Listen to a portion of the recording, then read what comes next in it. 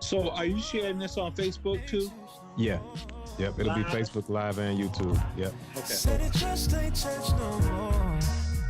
I'm gonna share it on my page. Church no more. Yeah. Said it just ain't church no more. It ain't church no more. It ain't church no more. I can remember when church used to be all about kingdom and setting souls free. But now we got a new church with a new swag. Yeah. Everybody fighting for that limelight, boy. They made that church look bad. Yeah. And ain't nobody caring about the souls, boy. Yeah, they say that church gone mad. Yeah.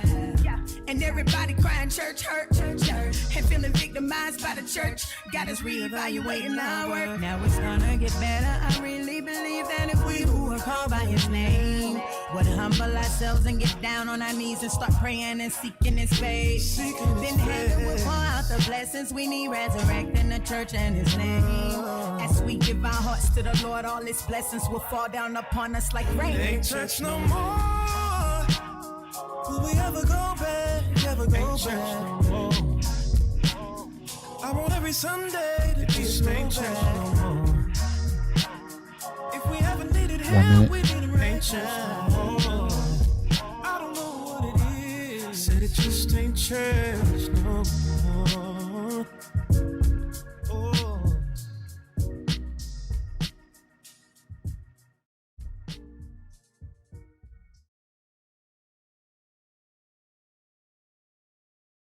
Just the way I am.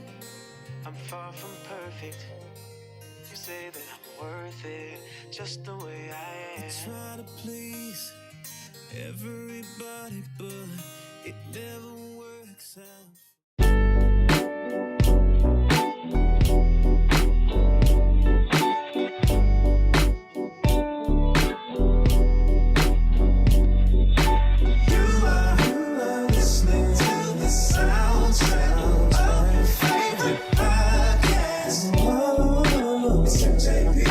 MJB, tell somebody, tell them you should be here.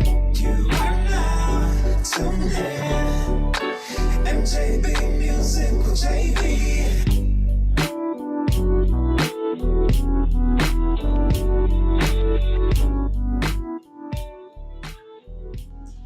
Hey. Yo. Check. Are we live? We live. Are we looping? We're live. We are live. That's what's up. Does it sound good? Sounds good. Sounds great. But check it out. Welcome to the MJB Musik with JB podcast, where I am Mario J. Brown, singer, songwriter, and CEO of MJB Musik. And I am James Buford, aka pastor, aka musician, aka songwriter, all this good stuff in there. I am the let them know. Yes, I'm the CMO of MJB Musik. I'm glad to be here. We did it all week. We're back again tonight. Back again. That's my man, Mr. AK, y'all. That's what I'm gonna start calling him, Mr. AK. It ain't nothing that he cannot do. Come on, yo. Come on here. Check it out. We started this podcast just to bring you everything music education and culture. And basically what I've done and what we've done is reached out to several industry friends and just people that are professional at what they do and have put time and effort into what they do, into their craft. And we're bringing it to you because we realize that, as our motto says, it's more than just a song. You know, that's the easy part, but it's so much that surrounds in order to be a successful artist or in the entertainment industry. So, James, tell them what they can expect and what kind of guests will they be looking forward to hearing.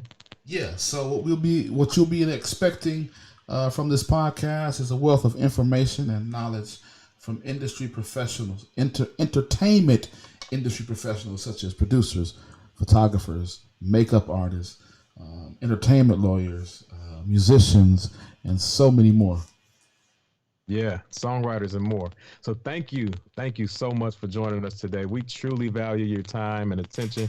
There's so many other things that you can be doing right now. Some of y'all laying in bed and like, hey, y'all got 5 minutes to catch my attention, and we gonna catch it. We got some good topics tonight. We're talking to our topic of discussion tonight is songs that last, and I'll just read his bio real quick. David Frazier has been a staple in the gospel music industry for 30 years as a musician, producer, and award-winning songwriter. His songs like I Need You to Survive, Favor, and God is Doing Something Wonderful in Me are sung around the world in various worship settings. Gospel artists, including Bishop Hezekiah Walker, he's written 27 songs. Pastor Shirley Caesar, Karen Clark Sheard, Yolanda Adams, Bishop Albert Jameson have all recorded songs written by Mr. David Frazier. David is the author of 2 books, Send for Me a Minstrel and 40 Days with No Fear. He travels the world teaching and sharing his unique gifts with the goal of blessing as many people as he can with his talents. But first, before we talk to our guest, JB, what is the news flash culture moment of the day? What's going on in our culture? So, after a longer wait, looks like the NBA is coming back. And they started practices, I believe, on Wednesday. They've been starting whole practice workout and all that stuff going on for a long time, but it looks like they'll be coming back and they're starting to scrimmage and do some things now. So it looks like we'll have some sports. It's been a long time waiting, man. I'm glad it's back.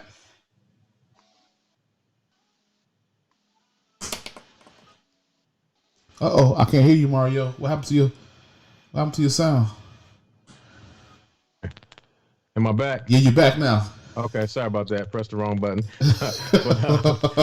What I was saying is, man, I'm excited just to see. Well, I'm interested in seeing if people are going to adhere to the rules and stay within the bubble so they can contain the virus.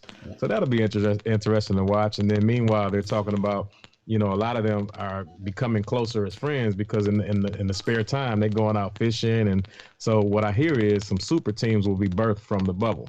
Wow. Because these guys are going to get together and start to form, some really exciting things. Also, let me see here. Let me get my pop screen on. It says I'm popping when that might work a little bit better. So, I'm excited about that, man. But again, back to our topic, songs that last. Man, It's difficult to write a song that will last. And James, can you tell me why do you think some songs have longer lifespans than others? I think the meaning of them, right? When you look at what a song and what it means to you, right? I think like one of the songs, "I Need You to Survive," right? That's a meaningful song. It that's a timeless song. I don't care how old or how young you are, you need somebody to survive. And so, songs that have a timeless need, or timeless meaning, where it can reach people 30 years from now, 40 years from now, they're going to be singing "I Need You to Survive" because it's a timeless. It doesn't apply to any specific, area in your life. You're always going to need people to survive. So I think the timeless message has to be timeless in order for a song to be timeless. Yeah. So I definitely agree with that. It's always the message in the song that lasts. What comes from the heart reaches the heart. Absolutely. And so without further ado, let's welcome our guest, Mr. David Frazier. Come on, y'all, welcome our guest. Let me see some hearts, some likes. Let's give him a warm welcome. David, what's going on, sir? Hey, everybody. Brother Mario, Pastor. Glad to have me here with y'all tonight. Yeah. Good to have you. Man, we're so excited to have you, man. It's an honor, a privilege. We crossed paths some years ago, and I was singing with Scott Gwynn and Conquer. And shout out Scott Gwynn and Conquer. And, you came and I just, had already kind of been writing songs. But when you came, it just stepped my everything in a whole nother, it just took me up to another level. So I appreciate you, man. And you've never changed. You've been consistent. And I appreciate that more than, all the accomplishments. They're great, man. But just to see you as the same person, that you were day one, I could still call you and you still pick up. And I appreciate that, man. That means a lot. So again, thank you. And we just want to pick your brain a little bit and just, kind of go into some questions, and we're gonna let you just share your heart tonight, man. Is that all right? No problem, man. Whatever I can answer and whatever I can articulate, I'm going to do my best to do it. Yes, sir. Yes, sir. So first of all, just tell us where you're from and where do you reside currently? Well, David Frazier was born in a little city called Brooklyn, New York. Woohoo! Shout out to Brooklyn. Yeah. I know some people say the Mecca of gospel music is Detroit. Some people say St. Louis. Some people say California. But I really feel like Brooklyn is if it's not the Mecca, I think it's a mini Mecca of gospel music. And I am now residing in Macon, Georgia for the last 3 years, serving as Director of Worship and Fine Arts at the Beulah Land Church. We have 2 locations here, one in Macon and one in Byron, Georgia. And we've been blessed to serve here for just about 3.5 years. Awesome. So how did you reach the status that you're on, man? You can barely walk in the stores without somebody knowing you. So how did you reach that level, man? And take us through the journey. The good, the bad, the ugly. We want to dig deep, man. We want to know how you got to where you are. Well, I don't know, if this was a place to quote unquote reach for or to aspire to. I often tell people, I just wanted to write songs and I wanted people to be able to use the songs that I wrote.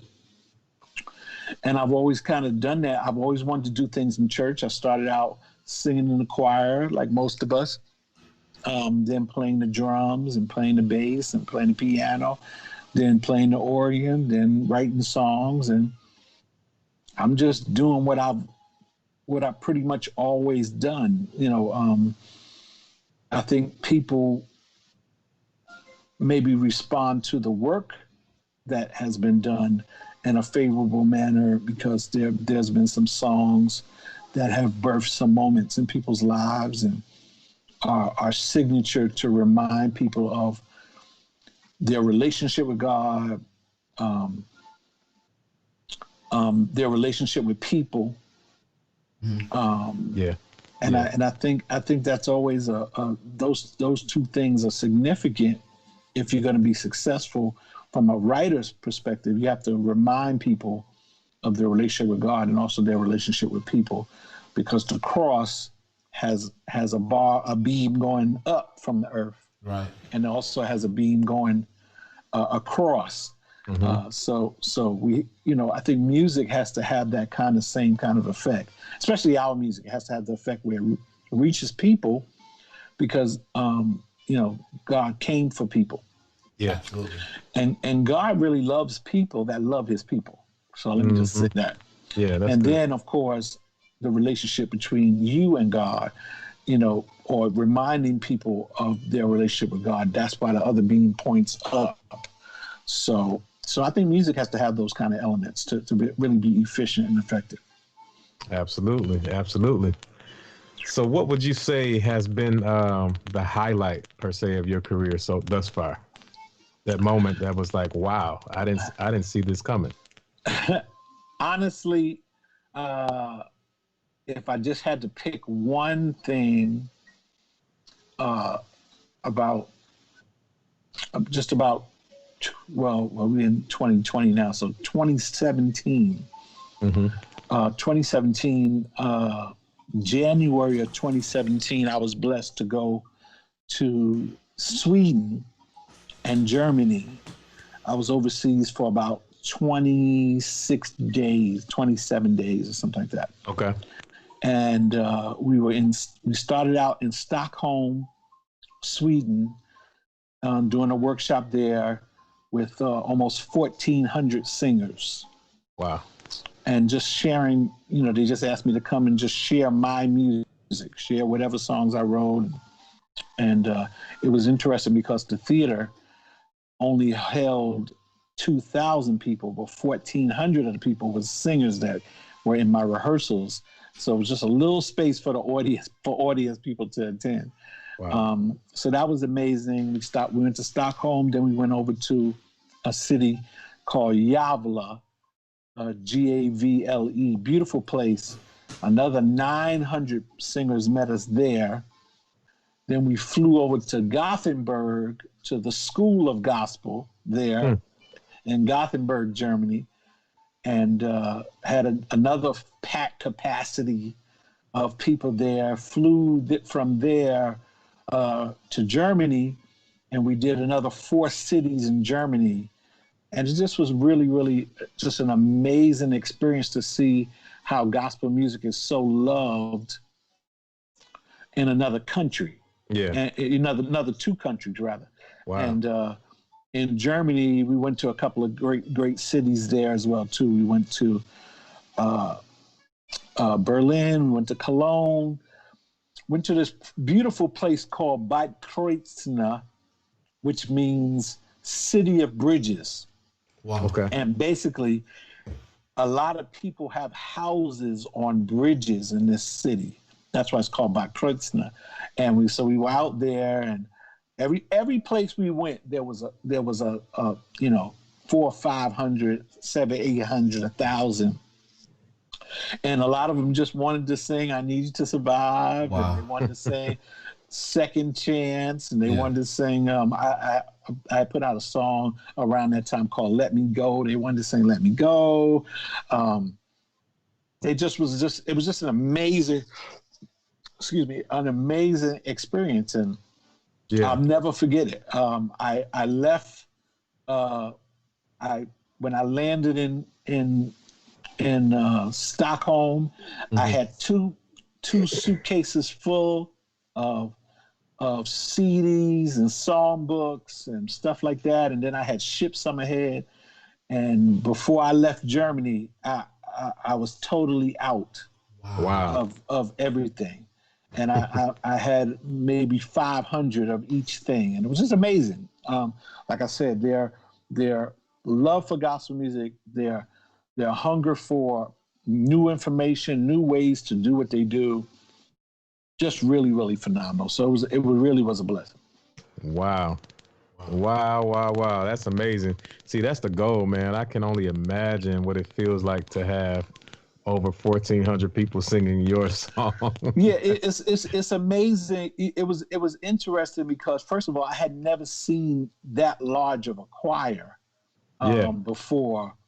And then the way they had it set up is the whole stage was full of singers, and the balcony in the concert hall all the way around in a complete circle back to the stage was filled with people. Wow. And so for rehearsal, when nobody was there, the whole area where the audience sat was full of singers, and the balcony was full all the way around. Crazy. So they just took the people from the audience and put them on the stage so other people could come in and hear the music. Wow. Yeah. And it was amazing. I don't really have words to describe, the experience. I had been to Germany before, but never to Sweden. And Sweden has a gospel community that is second to none. Really? Never would have known. and run by Caucasians. Oh wow! And how's it sound? What it is that they use gospel music in the schools to build gospel choirs in the local junior high schools and the high schools there. Okay. Oh wow! And they get funding from the government to do it. What?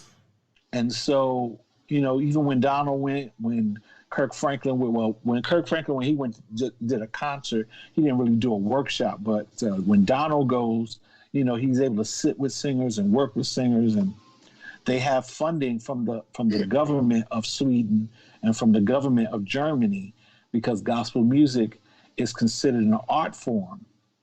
So and because it promotes peace and love. The government wants their people to have that experience. So it was just really, really phenomenal. I'm actually planning to go back. I'm hoping to have some new music out before the year's out, and I'm going to probably take that music over there to share with them. I'm going to be doing a little bit more, some choir music, some worship music, some different things. Yeah. So Okay. I'll be able to share that over there as well. Yes, yes, sir. That's awesome, man. Well, thanks for giving us a little bit of insight of, some of the highlights and where you've come from, how you got to where you are. And what I really want to do is pull out some knowledge and insight on the songwriting process. There's a lot of our listeners that are listening now that, sometimes we have different approaches to songwriting. So I want you to talk a little bit about your songwriting approach. Well, before I can talk about my songwriting approach, I think I want to give people some tools regarding if this is something that you want to do, how to be efficient. Absolutely. I think that would be better because I'm not a experiential writer. Okay. I'm more of a topical writer. Okay. Now Can you explain the difference? It's like preaching, ain't it? An experiential writer sometimes goes through a specific circumstance that they are able to turn into a song. Like if they've been sick or they've been hurt or they were, Thomas Dorsey, when he wrote Precious Lord, Take My Hand, his mother had recently passed and it was something very, very traumatic. And I've had experiences to happen to me that caused me to write as well too. But if I don't have the experience, if I have a topic, I can still create content against the topic. Yes, sir. A few years back, Bishop Jakes had a conference called The Birthing Place. And I'd gotten a call saying that Bishop Jakes needed a theme song for the conference. So, I was like, okay, let me live with it for a minute and I'll get back to you. I lived with it for a couple hours and came back and wrote them a song. It's coming out of me, every vision, every dream, it's coming out of me. I'm in the birthing place right now, but it's coming out, it's coming out of me. Whatever God is doing on the inside of me, I'm going to give birth to it. So anyway, did the song, did a rough demo of it, sent it to the director of worship at that time, a good friend of mine, Jamar Jones. He sent it to Bishop Jakes. Bishop Jakes said, I love it. Go ahead, go with it. Let's track it, the whole nine. So, and I'm not sure that a lot of people can take specific subject matter or topics and write against them. And I was I'm still a big fan of James Taylor. His catalog is full of topical songs. Valentine's Day, Carolina on My Mind, where he's actually talking about driving to Carolina and, just different things that he's able to write. He's able to write, he has a great song called Lullaby, where he's writing a song about a man who's sitting by a campfire that wants to sing a song to his child to help him to sleep. Just all kinds of these real, real deep subject matters. So getting into songwriting, I want to always begin by telling people you're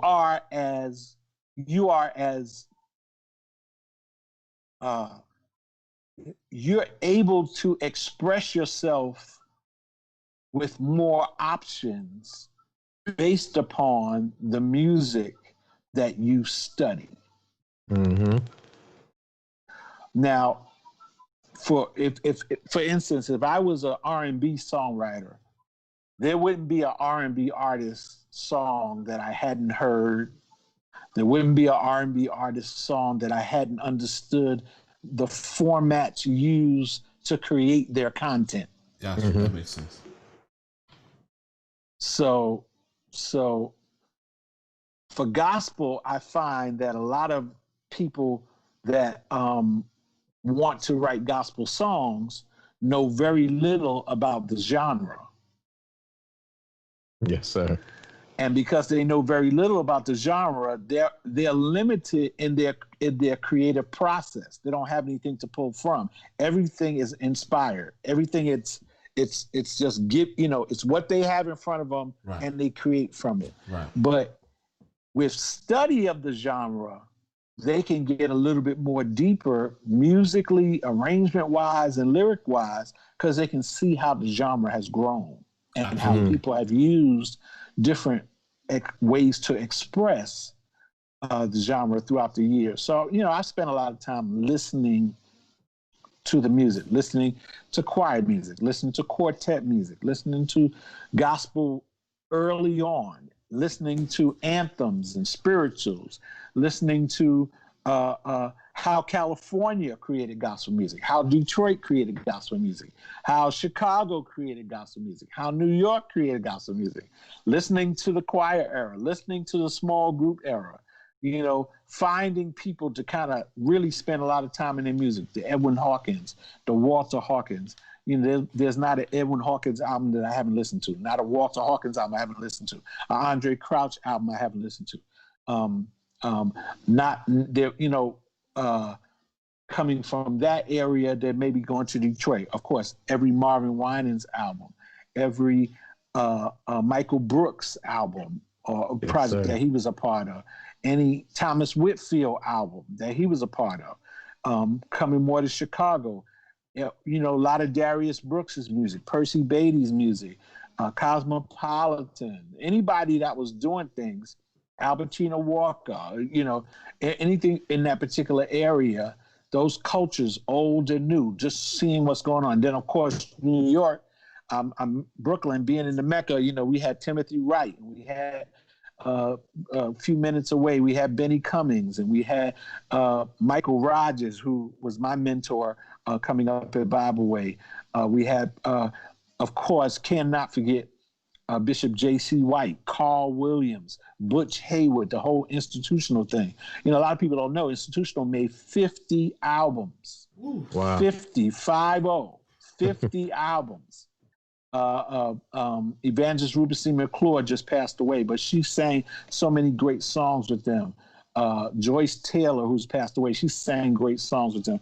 Others that have come through Brooklyn. Then right up Philly, you had Gabriel Hardiman. Then D.C., you had Donald Vales, and you had Richard Smallwood, and you had Steve Lawrence, and you had other people that were on this side of the country. Then the GMWA, then Triborough, and different other entities. So, because I spent a lot of time in the music, I can express my thought through not just inspiration, but the files that I've acquired in the process of learning. And I just think it would do everybody well to study the genre. And if you study the genre, it will birth in you a respect for the genre, so that what you create is not so 7-Eleven all the time, which is what Dr. Judith Christie McAllister calls 7-Eleven songs that have 7 words you repeat 11 times. Your songs can have some structure. You can understand verse, chorus, bridge, vamp. Yeah. Because if you don't, you miss out on on so much of the music. Yeah. And because you don't understand when people actually take on the formats, of the greats. You just kind of I don't understand what's going on. You don't understand what's going on because you haven't spent no time with the music. You don't know who James Cleveland is. Yeah. You don't own a record. You don't know who Southern Cal is. You don't know who the LA Messengers are. You don't know who these people. So you're totally you're like a deer in the headlights all the time, and you can't even live by the 45-second rule. I tell people all the time that real people that really, really know music, they have a 45-second rule. I have one. Yeah. If I listen to your song for 45 seconds and it doesn't grab me, I'm going to go on to the next thing. Absolutely. Yes, sir. Most industry professionals run off of that, all right? great songs have a strong 45 seconds, which so that means your intro can't be 20 seconds. Can't be 20 seconds, right? How about this? You can't even talk for 20 seconds. Right. You got to get it. You got to get into it. You know? Yeah. So, you know, these kinds of things you just learn. You learn that from listening because you got to think, you know, people started talking and doing intros really in the last maybe 15 years because people are more musically inclined. And we've moved from a song culture to a singer's culture. Yeah. Where great singers sing not so great songs. Wow.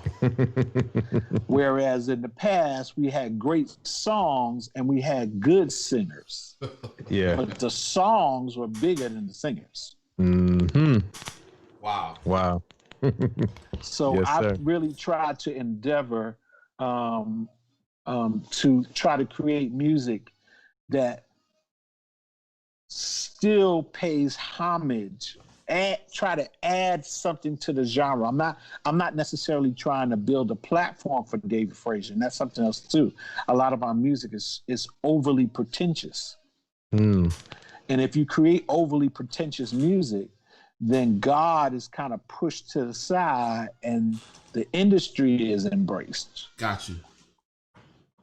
That makes sense. Yes, sir.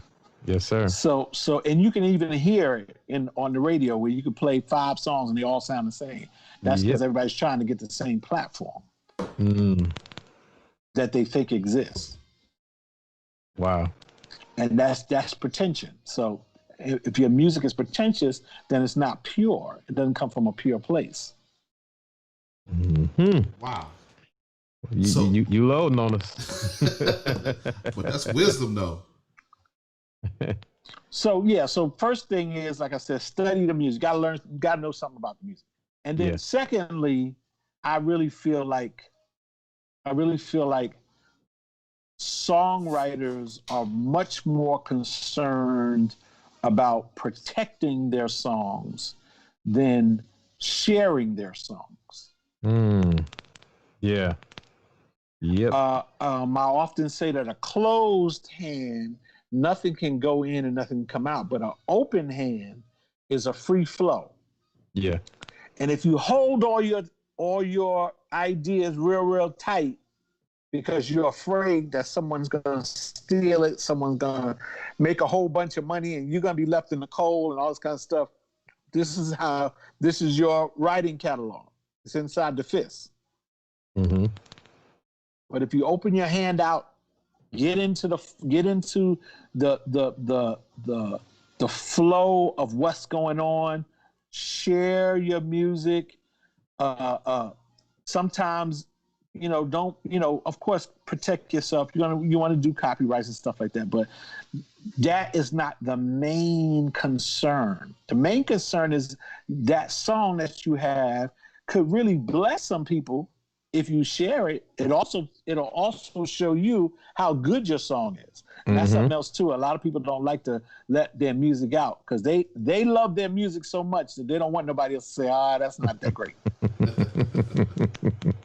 That's very true. When I was coming along at church, I'm blessed to I was blessed to have a church that I could practice at. So I would throw some stuff that other people recorded in, and then every now and then I'll throw a David Frazier song in it, and then I kind of see how people respond to it, how the pastor respond to it, because I know how it made me feel, but I still wanted to gauge it. Yeah. And as writers, a lot of times we write music that we like, not what people like. And you got to find the medium in that. Yeah. Because if you're your biggest fan, then you're your only fan. Yeah. So are you saying that it's safe to have a place where writers can bounce their music off of? Do you think that's necessary for them to have?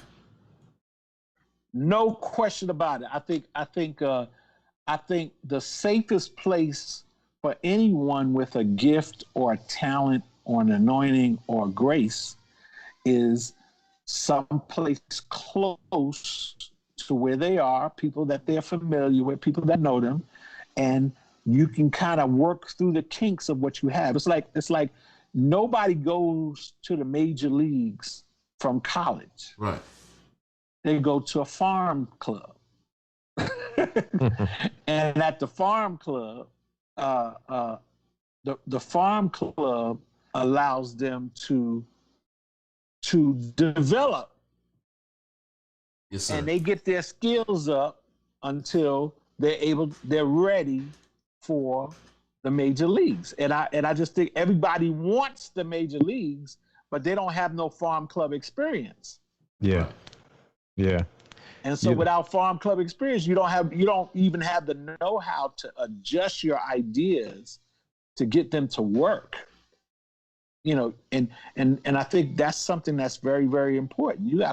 You have to understand how to work through your ideas. Sometimes your ideas have to be changed. Mm-hmm. Yeah. And you can only find that out through trial and error. You know what, David? I want a question that came up, and before while she's on here, I want to make sure that she gets her question answered.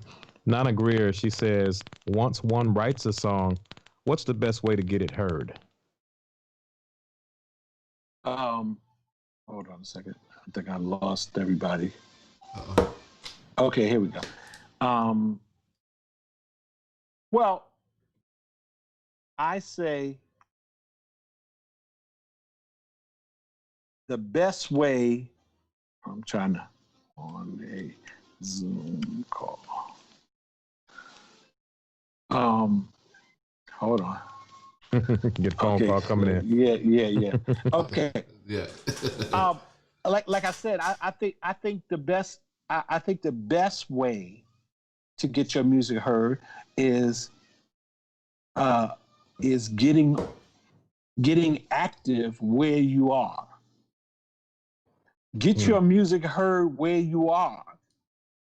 When I first started writing songs, I wrote songs at my church. I wrote like for the radio broadcast and Easter plays and Christmas plays. And, I was a selection here and there on a Sunday morning. People would call the church that heard our broadcast on the radio. It was like, hey, I love that song. The choir say, how could I buy that? And it was like, other people that need songs. So I was sharing.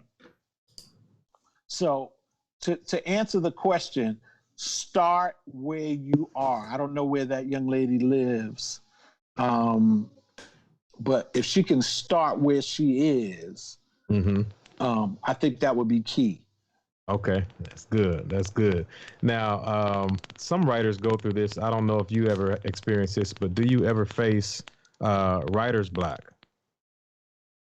That's a great question. I don't think there's a such thing as writer's block, but this is what I will say happens. Sometimes if you have a song and you may have a couple of lines that feel real good to you and you want to finish the song, you're so excited and you just feel like, oh, this is going to be the one. This feels good. Oh, I just love it. And it doesn't happen. Sometimes you have to lay that one down and start on something else.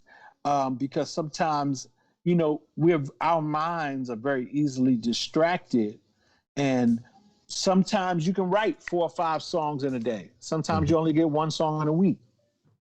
Kurt Carr, who's a great songwriter, told me, he said to me one time, David, I am not pressured by record companies to make albums because it takes me 3 to 5 years to write 8 or 9 songs that I feel real good about. Wow. And greatness takes time. Yeah. And you don't have to rush it. And if you feel like you're stuck, it's always good to clear your mind, ride your bike, work out, go get something to eat. Make sure you keep your ideas recorded. Like I use voice memos a lot and I write so that you can go back to what you started on with a fresh perspective every time, even if you have to stop and start. How much do you feel your mental health plays a role in the songs that you write and your ability to write, songs that work? Well, you say mental health, so I would say our minds are a product of our spirits. Mm-hmm. Come on now, you preaching.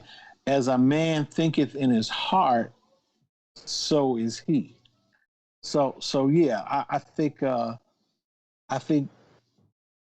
your content will always be based upon what content is inside of you. I was on another Zoom call about songwriting, and I thought it was very interesting to share that. A lot of people read the Bible and they see a lot of these and thous and shalls and shouts, and it doesn't necessarily produce a songwriting flow all the time.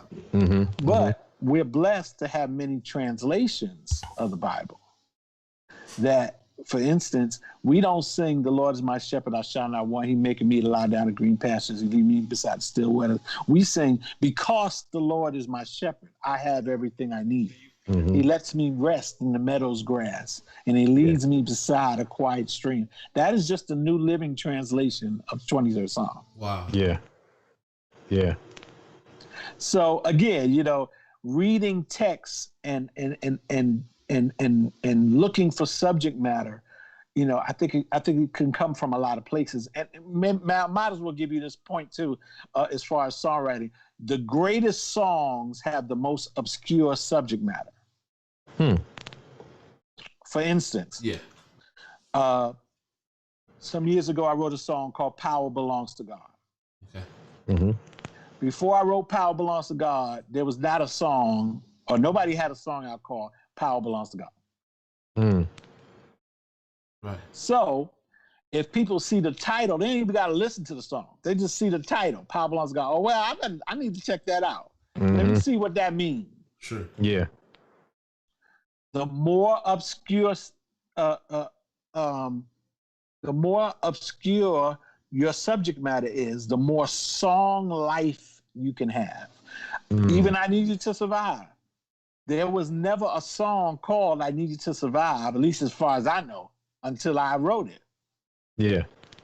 So that song, now, if you have a great subject, you got a great content. Now, the trick is to make that musical. Make it singable. Mm-hmm. Make it sensible. Right. Make it spiritual. Right. Yeah. Those are some of the little things that you need to add to your songs. Your songs need to be singable. They need to be sensible, and they need to be spiritual. Mm-hmm. The 3 S's, right? Hashtag those. Singable, sensible, and spiritual. That's good. Now that's from and let me just say that is, in some regard, even for other genres in music as well. I'm glad you went there, because I was going to ask you about the other genres, if that's something that they can use as tools for what they do as well. Yeah, I mean, if you listen to people, first of all real great songwriters have developed a love for creating and a love for the music. Mm-hmm. Love is a spirit. Yeah. Yes, sir. Uh-huh. Come on here now. So when you do things out of love, it takes on a spiritual element. Now, although it may not be, something that glorifies God, because you connected love to it, then God is connected to it. Mm. When you watch Michael Jackson do what he did, Stevie Wonder, Donny Hathaway, Tina Turner, Ray Charles, they had other issues and stuff, but the love for what they were doing it got stronger. In adversity, through adversity, it got stronger.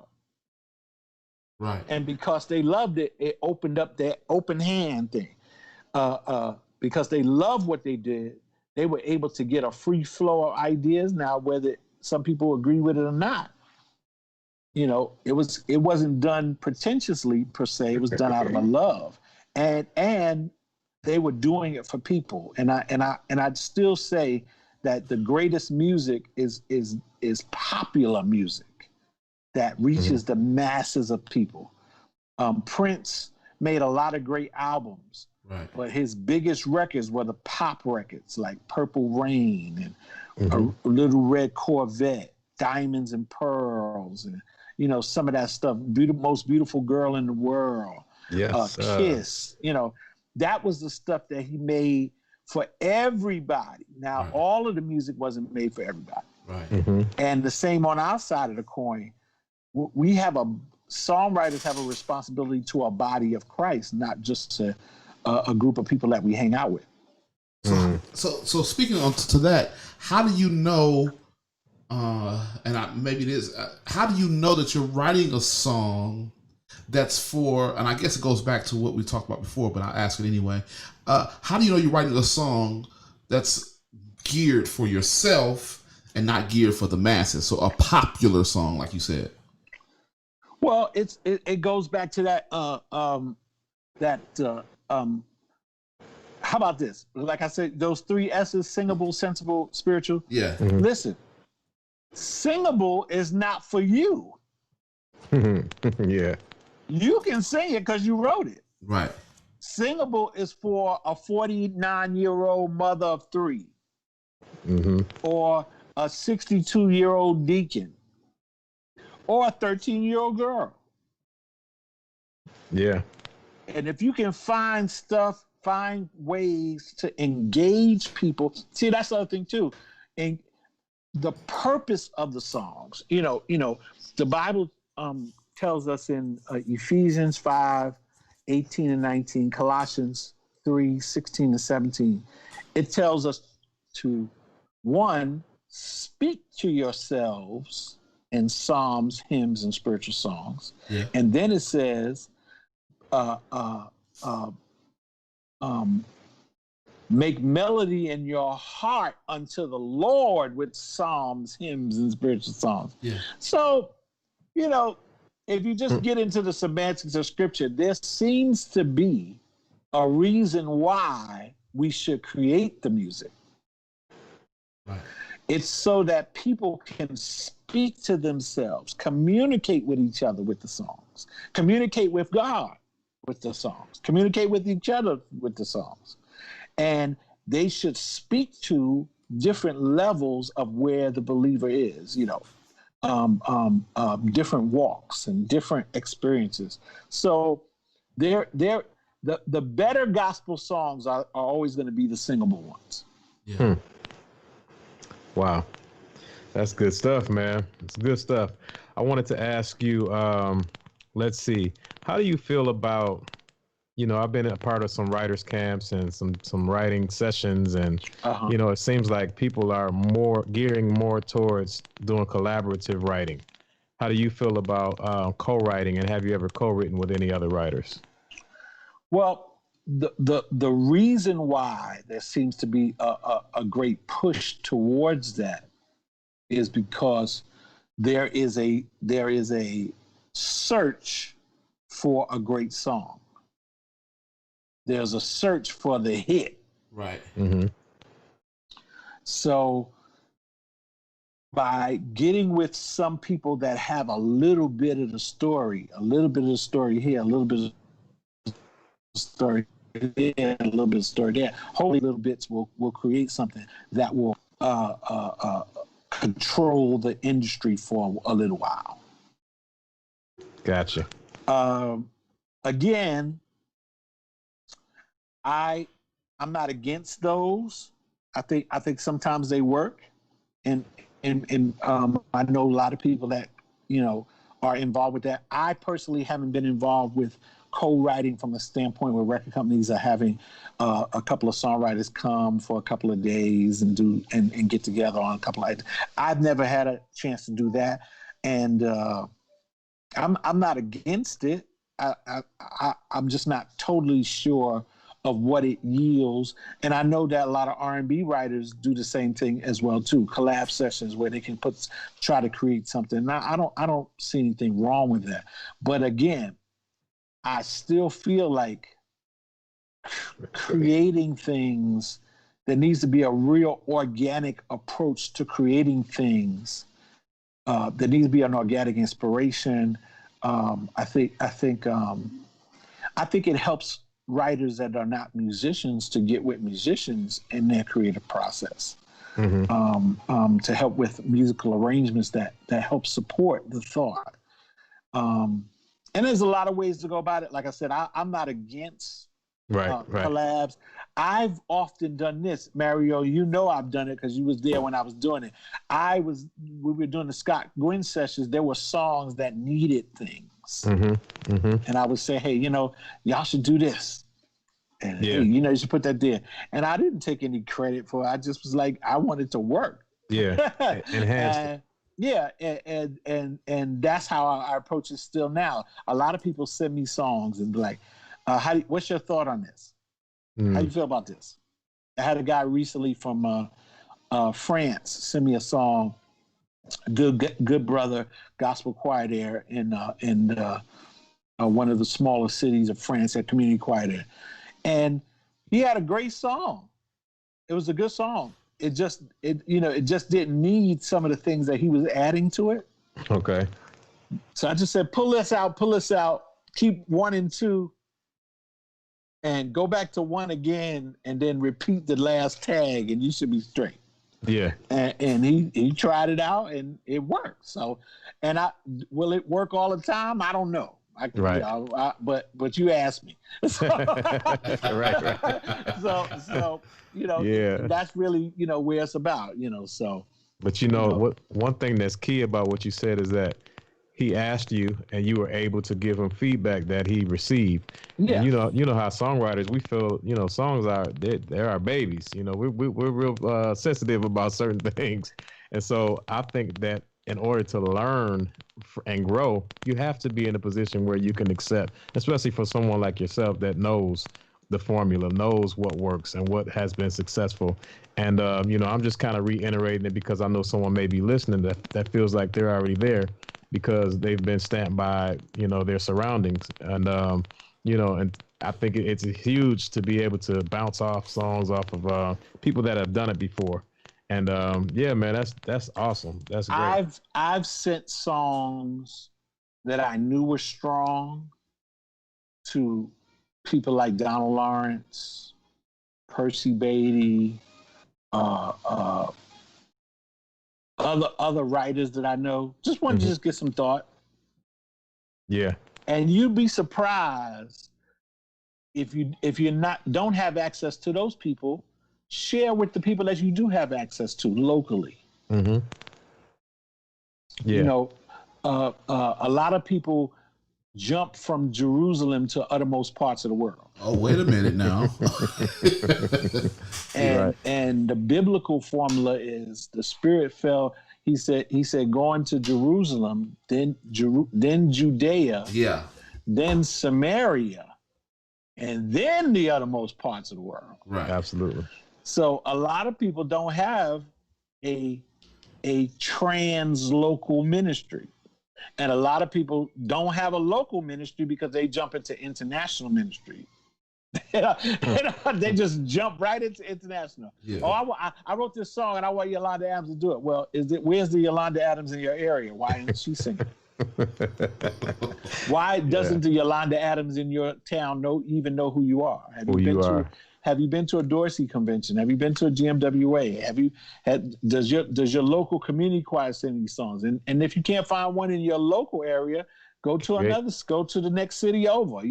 Go to a conference. It's always something going on that you can get into. Even now, the PROs have like little performance sessions downtown Atlanta, downtown New York, LA, ASCAP, CSAC, Nashville. But start somewhere. Have a good beginning. Have a healthy beginning. I think it's useful for people to have that. Yeah, that's good. Wow, Yeah, you dropped so many nuggets, man. I'm gonna have to go back and listen to this over again and take notes like I want to.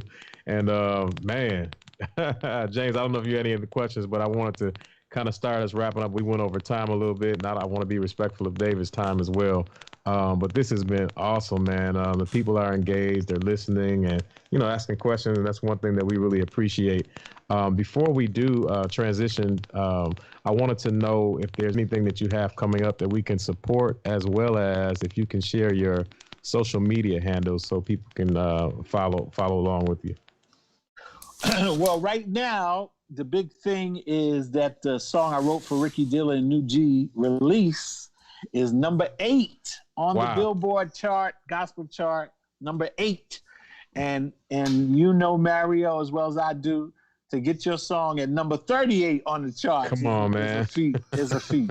Yes, so sir. So to get your song number 8 top 10 is a blessing. So definitely support that release.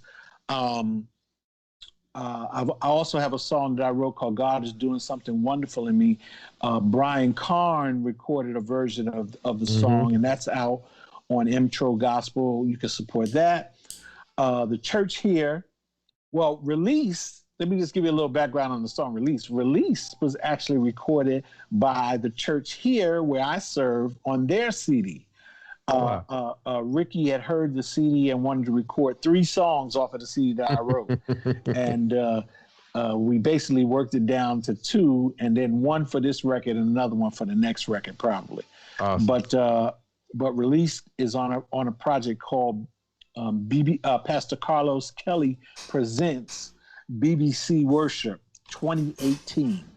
Okay. And I produced it, wrote about 8 or 9 songs on that. And that is available on Apple Music and all digital outlets.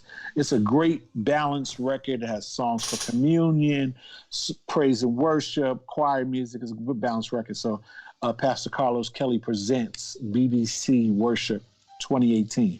I recently just did Darwin Hobbs.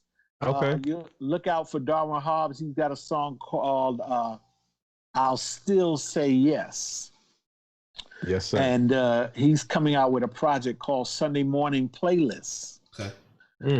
He's been out the loop for a little while, so he's coming back. So we are blessed to work with him. I hope to have my 5th independent project. I do these records called Psalms, Hymns, and Spiritual Songs. I've been doing them for a long time. And I'll be doing my 5th one called Grace Songs. And the Grace Songs record will have, there's a couple of songs that I put out in between time. So there's a song called All For You. There's a song called Let Me Go. There's a song called Deep. All of those videos are on YouTube now. And probably the next single for that record is going to be a song I wrote called The Blessing, a choir song. I wrote a song from the biblical text, and my God shall supply all your need according to his riches and glory by Christ Jesus. Amen. That's the chorus of the song. Wow. So, and it's very choral. So I'm hoping that, people will kind of like that. And there's some other things that we write, but that's going to be on the Grace Songs release, and hopefully the single The Blessing probably come out first, or it'll either be The Blessing or a song called I Will Not Fear. Okay. So I'm just kind of tossing around. Throwing it around. I got you. Yeah, see which one is feeling the best. Or we might just put them both out and put videos out on them and just kind of, because the way the industry is set up now, I'm not bound to do anything that I can be as creative as I want to be. So. Yeah. So all of that, and then also too to tell you, fasten your seatbelts. There's some buzz about a new Hezekiah Walker record coming with some great songs. So we're looking forward to possibly working with Bishop again. We've had a long history of songs together. So absolutely, hoping that will come to pass as well too. Wow. And social media, David Frazier or David Frazier II on Facebook. David Frazier Music on Facebook. You can find me there. On Instagram, David Frazier 1. On Twitter, Dave's Lyric. You can follow me on Twitter, Dave's Lyric, but on Instagram, David Frazier 1. My website, davidfrazier.net. If you'd like to see some information, my catalog, well, a good portion of my catalog, it's grown now to a little over 94 songs or so. Wow. That with major people, some of my other little stuff I couldn't get on there, but about almost 100 or so. Okay. And but it'll be 100 after the summer. It'll be 100 after the summer. And and if anybody has any questions or something, they can drop me an inbox, send me an MP3. I'll listen. I'll try to point them in a good direction. That's what it's about anyway. So, you gotta let your songs play with the bad kids down the block. Gotta let your songs play with the bad kids down the block. Can't treat them like you know how we do our kids. Now, Johnny, you can't go down there. Right. You can't ride your bike too far. Right. Stay where I can see you. Yeah, stay where I can see you. You gotta let your songs play with the bad kids. Sometimes, and the more you get them out there, the more you build a rapport and a reputation for bringing it, so that people will look for you as not just a source but a resource. So that's important. That's important. Good stuff, man. Great stuff, man. Nobody says my name like you, man. I love it, Mario. Y'all hear that accent? Well, that's that New York, That's how we. That's Brooklyn. That's how Brooklyn coming out. Crown Heights, do or die. Hey. That's how we go. Well, man, we're so just honored, like I said, just to even share a few moments with you, man.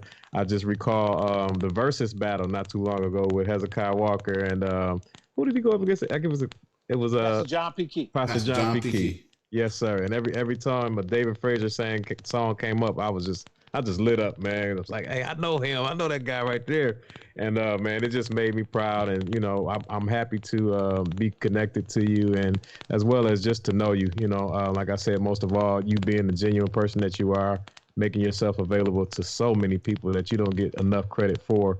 I want you to know we appreciate you here, man. And if there's anything that we can extend to you, of course, we'll do whatever it is that we can do on this end. And just thank you, man. I appreciate you. I appreciate the platform. I appreciate the opportunity to share, and I'm making sure that I don't get to a point where I can't help people and not help people. I think what has happened in the past is a lot of great people have taken great knowledge and great information to the grave. And not shared it, and not helped enough people so that what they do can be perpetuated. Yeah. So anytime, bro, anytime you want to do it, anytime you want to talk some more, definitely after great songs come out, I'll probably have to do a listening session, have you host it, and we go Facebook Live. Yes, sir. We get some people in there to take a listen to it, and include our international friends as well too. Matter of fact, I should say this: I did an international songwriters workshop about 2 weeks ago, and I'm going to do a re-showing of it on Facebook Live. I'll probably put out a flyer, but the workshop had some very, very, very astute and well-known guests. Let me give you this quick list. My guests were Richard Smallwood, Donald Lawrence, Michael Brooks, Darius Brooks, Percy Beatty, Darius Polk, who wrote Nobody Greater. Nobody Greater. Yeah. Jason and Jonathan Nelson. Wow. Yes, sir. Who else did I have? I feel like I'm missing somebody. James Hall. Heavyweights. I'm trying to make sure I covered everybody. I think that was everybody. Oh, and my brother and your brother, Fred Hammond, is on there as well, too. Awesome. So it'll be a blessing to hear some insight Yeah. from all of those people that are on that international songwriters workshop that I did, and I did some teaching on there as well too. But but it was great to have all of those people. You know, Richard Donald, Percy Beatty, Darius Brooks, Fred Hammond, James Hall, Darius Poe, Jason Jonathan Nelson, just a lot of great guys that are writing, are in the throes of writing, and understand the love for the genre that hopefully bursts a love for the music. You know, a love for even their presentation of the music. Yes, sir. That's good stuff, man. Good stuff. So you'll see that advertisement.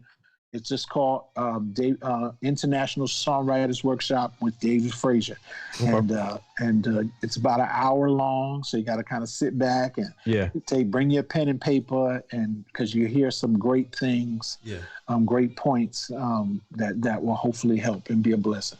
Absolutely. And again, thank y'all for having me tonight. Thank you. Thanks for coming, man. We appreciate it. JB. Yeah. Another one down, man. Yeah. We did it, man. We did it. You know, we always talk about the behind the scenes, and people have no idea what it takes to be great. And so, you know, thank God for just allowing us to even make it this far. And with whatever glitches that we did have, it'll continue to get better. We thank you all for listening and being patient with us. But most of all, we just appreciate our guests for coming today. And James, just tell them kind of what's coming in the next few weeks, and you know, take us on out. Yeah, I just want to say, in the meantime, thank you to all of our Facebook and YouTube fans that's tuning in. We appreciate your feedback. We appreciate your questions that you have, and so keep them coming. Keep them coming. You can always find us on Facebook at Mario J. Brown or at Mario J. Brown Music with a K, or you can find us on YouTube at Mario J. Brown. And we're at both places going live 9 p.m. Eastern. I'm sorry, 10 p.m. Eastern, 9 p.m. Central, right? I got it right? Yeah. That's correct. So, yes, sir. You can always find us here on live with MJB Music with JB. Yes, till next time. Peace.